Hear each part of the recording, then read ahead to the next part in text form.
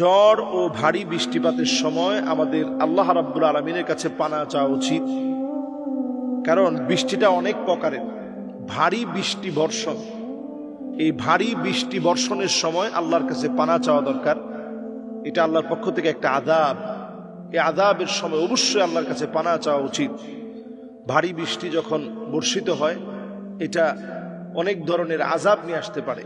এজন্য আল্লাহর কাছে পানাহ চাও। আল্লাহুম্মা ইন্নী আউযু বিকা মিন শাররিহা, আল্লাহুম্মা ইন্নী আসআলুকা খায়রাহা ওয়া আউযু বিকা মিন শাররিহা। আল্লাহর কল্যাণকর দিক আপনার কাছে কামনা করি, অকল্যাণ থেকে আল্লাহ আপনার কাছে পানাহ চাই। কল্যাণকর দিক আপনার কাছে ভিক্ষা চাই, এর অকল্যাণ থেকে আল্লাহ আপনার কাছে মাফ চাই, পানাহ চাওয়া। এছাড়াও সহিহ বুখারীতে নবী করিম সাল্লাল্লাহু আলাইহি সাল্লাম আরেকটি দোয়া শিখিয়েছেন, আল্লাহুম্মা হাওয়ালাইনা ওয়ালা আলাইনা, اللهم على الأكام والآجام والضراب وبطون الأودية ومنابت الشجر।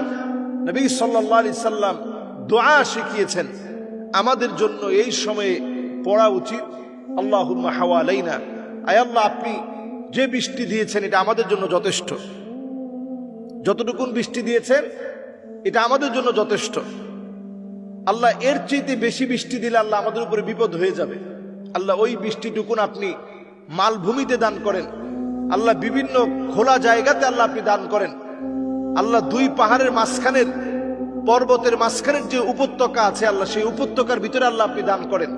পাহাড় পর্বতে আল্লাহ ঢল হিসেবে আল্লাহ আপনি নামায় দেন, যেটা উপত্যকা বেয়ে নদীর মধ্যে আল্লাহ চলে যাবে, সমুদ্রের ভিতরে চলে যাবে, আমার ক্ষতি হবে না। আল্লাহ এইরকম বৃষ্টি আল্লাহ আপনি দান করেন। এই বৃষ্টি আমাদের জন্য আযাবের কারণ বানায় দিয়েন না। বহু সময় আল্লাহ রাব্বুল আলামিন পানি দিয়ে আযাব দিয়েছেন এবং প্রতি বছরই দিয়ে থাকেন। এজন্য নবী সাল্লাল্লাহু আলাইহি সাল্লাম আল্লাহর কাছে এটা থেকে পানাহ চেয়েছেন। কোরআনুল কারীম আল্লাহ রাব্বুল আলামিন আয়াত নাযিল করেছেন, কুল হুয়াল কাদিরু আলা আন ইয়াবআসা আলাইকুম আযাবাম মিন ফাওকিকুম আযাবাম মিন ফাওকিকুম। নবী, আযাব আসবে উপরের দিক থেকে। উপরের দিকের আযাব হচ্ছে যেমন খুব ভারী বৃষ্টি বর্ষণ হওয়া, এটা উপরের দিকের আযাব। এই আযাব থেকে নবীজি আল্লাহর কাছে পানাহ চেয়েছেন। আও মিন তাহতি আরজুলিকুম, নিচ থেকে আযাব আসবে, যেমন ভূমিকম্পের আযাব, টর্নেডোর আযাব, সাইক্লোনের আযাব, এছাড়া ভূমিধসের আযাব।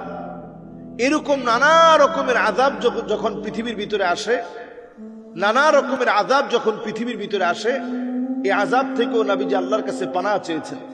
এজন্য এই সময়ে ভারী বৃষ্টি, ভারী বর্ষণ, ঝড়ের সময়ে আল্লাহর কাছে পানাহ চাওয়া, অধিক পরিমাণে পানাহ চেয়ে আল্লাহর কাছে দোয়া করা, নিজের জন্য দোয়া করা। এই সময় আল্লাহ তাআলা দোয়া কবুল করেন। বিপদ মুসিবতের সময়ের দোয়া আল্লাহ তাআলা কবুল করেন।